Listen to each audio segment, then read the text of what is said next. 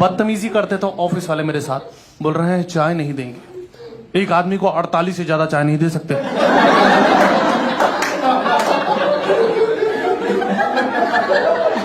बहाने कर रहे हैं कि मशीन फूक गई है, ये वो।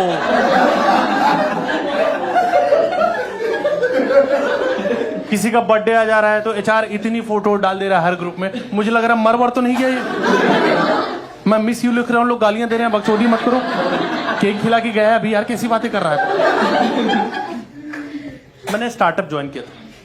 नॉर्मल कंपनी नॉर्मल तरीके से एम्प्लॉइज हायर करते हैं, पर स्टार्टअप में एक आदमी पहले तो फंडिंग के नाम पे ठग लेता है किसी, अपना स्टार्टअप खोलता है, पूरे टाइम फटी रहती, बंद ना हो जाए। मैंने इंटरव्यू में पूछा मेरी प्रोफाइल क्या है, बोल रहे आप हमारे पार्टनर हो। जिस आदमी को सब्जी देने के बाद दोबारा रोटी नहीं पूछता कोई, उसको पार्टनर बना रहे हो तो दिमाग नहीं फट जाएगा मेरा। घर पे फोन करो, माँ पार्टनर बना दिए इन लोगों ने। माँ अरे नहीं माँ, मैं कुछ गलत नहीं कर रहा हूं। यही लोग चूतिया लगते हैं।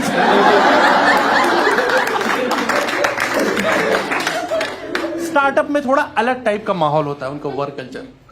बोले ये है टीटी टेबल, ये है कैरम बोर्ड, चेस, आपको जब भी स्ट्रेस हो आप खेल सकते हो।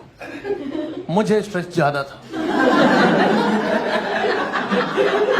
इतनी बड़ी कंपनी की जिम्मेदारी मेरे कंधों पे आ गई थी, मैं ज्यादा खेल रहा था। प्रॉब्लम तब हुई जब ही मुझे जुआ खेलने से रोकने लगा। बोले कि तुम ऑफिस का माहौल खराब कर रहे हो। मैं माहौल खराब कर रहा हूं? 8,000 रुपए जिताए, इसको ये नाच रही है,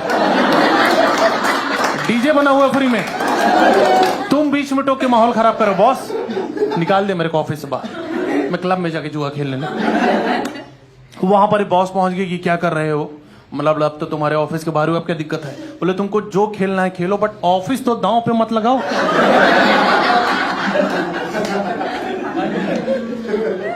जब मेरी जॉब चली गई मैं खुश रहने लग गया था। फिर मैं किसी दोस्त ने समझाया कि यही तो टाइम है डिप्रेशन में जाने का, एफर्ट मारो, चले जाओ, ठीक लगेगा तुम्हें। मुझे नहीं ठीक लगा, मुझे डॉक्टर पास जाना पड़ गया कि सर दिन भर पड़ा रहता हूं, काम करने का मन नहीं करता। बोले डिप्रेशन ही हरामखोरी कहते हैं इसको। इससे बाहर निकलना है, you can do one thing. एक काम करो, सोलो ट्रेवलिंग कर लो, तुम्हें खुद के बारे में पता चले। चला गया मैं सोलो ट्रेवलिंग, मुझे पता चला खुद के बारे में कि कब्ज है, एसिडिटी है मुझे, मेरे घुटनों में तकलीफ, मेरे कूल्हे जाम हो जा रहे हैं। ये सब मुझे पता ही नहीं था। 3 घंटे के सफर में 18 बार पेशाब लगती है मुझे। पेशाब का क्या है, जब सोचोगे तब लग जाएगी। अभी तुम लोग को लग चुकी है।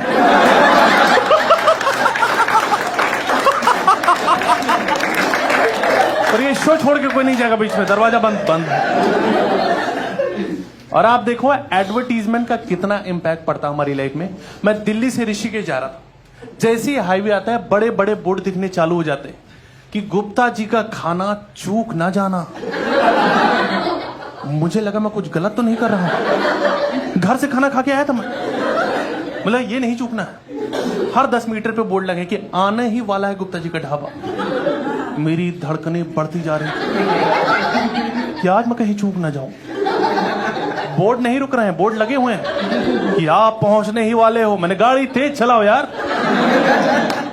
फाइनली गुप्ता जी का ढाबा आया, खाना खाया। खाना तो घटिया ही था, पर मेरे मन में कोई गिल्ट नहीं रहा कि मैं चूका तो नहीं। मैं आगे बढ़ा, एक और ढाबा था, उसमें लिखा था ये है असली गुप्ता जी का ढाबा। इतना खराब कैसे काट सकते हो यार। वहां पर भी बैठ के खा रहा हूं क्योंकि जीवन में चूकना सीखा नहीं मैंने, उल्टियां कर रहा हूं बैठ के। फाइनली जब मैं पहाड़ों पे पहुंचा, मुझे एक चीज समझ में आई, सोलो ट्रेवलिंग सबके लिए नहीं होती, मेरे लिए नहीं है। क्योंकि जो लोग ग्रुप में गए थे वो अपना चिल कर रहे हैं, मैं वहां मैयत मचा के बैठा हूं। मेरा मूड ही खराब, बंदर को थप्पड़ मार के केला छीन लिया उसका मैंने। वहां माहौल ही ऐसा यार, एक आदमी पता नहीं कोई सुसाइड पॉइंट दिखाने में लगा हुआ है। बोले ये देखिए, ये है मैगी पॉइंट और ये है सुसाइड पॉइंट। मैंने बोले इतनी झांटू मैगी क्यों मना रहा भाई, कि लोगों को मरना ही पड़ जा रहा है उसके।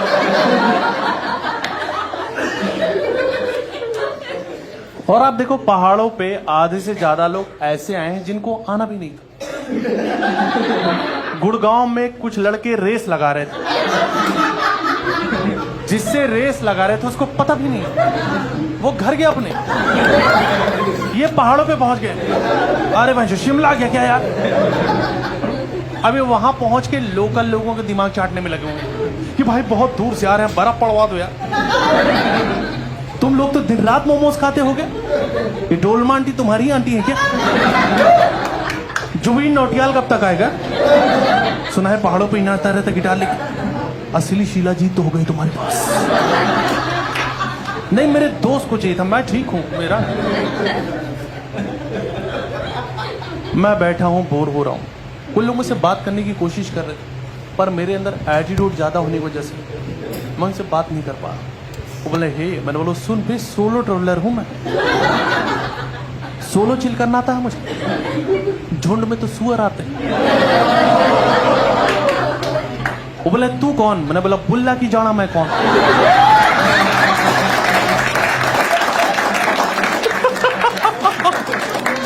उनको गाली देके भगा रहा हूं, खुद फूट फूट के रो रहा हूं कि कहां फंस गया। थोड़ी देर मुझे समझ में आया कि अकेलेपन से मेरी मौत होने ही वाली, तो कोई बात करे तो कर लेनी चाहिए। एक आदमी मेरे पास आया, बोला बाबा मुझे बच्चा क्यों नहीं हो रहा है? मैंने बोला देख भाई, तुझे बच्चा कभी भी नहीं हो पाएगा। आदमी का जो शरीर होता है, जो मेल बॉडी होती है, वो इन सब चीजों के लिए नहीं बनी।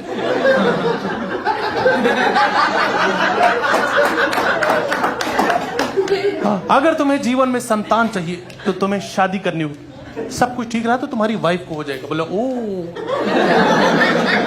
पर मुझे तो अपना बच्चा चाहिए था। बहकी बहकी बातें कर रहे लोग वहां पे, क्योंकि वहां ये बहुत चल रहा है। हाँ, माल, हर जगह माल चल रहा है। लोग माल फूंक फूंक के भंड हैं। क्या पूछ रहे हैं, क्या सुने, किसी को समझ नहीं आ रहा। कुछ लोग माल फूंक के पहाड़ों को गाली दे रहे। कितनी दूर से आए हैं माउंटेन्स कॉलिंग सुन के। माउंटेन्स में इतना एटीट्यूड उठा, बुला के बात ही नहीं करा। हम लगे ये माल होती क्या चीज है जो इंसान की दुनिया इतनी बदल दे रहा है। तो माल ढूंढने में माल रोड चला गया कि जब नाम ही माल रोड है तो कुंटल के भाव मिल रहा होगा वहां। फिर जब वहां लोगों ने माँ बहन की गालियां दी मुझे, तो मुझे समझ में आया कहीं और मिलता है। मैं आपको एक चीज बताना चाहूंगा दोस्तों, ये कोई बहुत बढ़िया चीज नहीं है, पर जीवन में एक बार ट्राई करना तो बनता है। पर ऐसे कभी ट्राई नहीं किया हो तो अनजान लोगों से मत खरीद लेना, क्योंकि मुझे तो गोबर सुखा के देके चला गया। वो ले जाके पहाड़ी पे खड़ा होके फूंक रहा हूं मैं, और खुद से एफर्ट मारो कि नशे हो तो रहे हैं मुझे। मेरी दुनिया बदल तो गई है। ये बादल आसमान की तरफ कैसे चले गए? वाह फक मैन। प्रॉब्लम ये है कि वो फूंकने के बाद अब मुझे नॉर्मल वाला नहीं अच्छा लग रहा। मैं उनको बोल रहा हूं कि तुम लोग क्या गोबर फूंक रहा है, क्योंकि वो फूंक के मेरा दिमाग बहुत तेज चलने लगा। मैं देश के बारे में सोचने लग गया था कि जो जर्मन बेकरी वाले हैं ये वापस जर्मनी क्यों नहीं जा रहे, इंडिया पे कब्जा तो नहीं करना चाहते। इंडिया और वकांडा अगर एक हो जाए तो चाइना की कभी फाड़ सकते हैं हम लोग। ये गूगल मैप को कैसे पता चल रहा कि मैं कहां जा रहा हूं? मेरा पीछा तो नहीं कर रहा है। इन लोग का माल खत्म हो चुका है, ये परेशान है, इनका डीलर फोन नहीं उठा रहा। मैं भैंस का इंतजार कर रहा हूं, कहां रह गई भूरी? सुबह घास खिलाई तो थी, अब तक तो माल तैयार हो जाना चाहिए।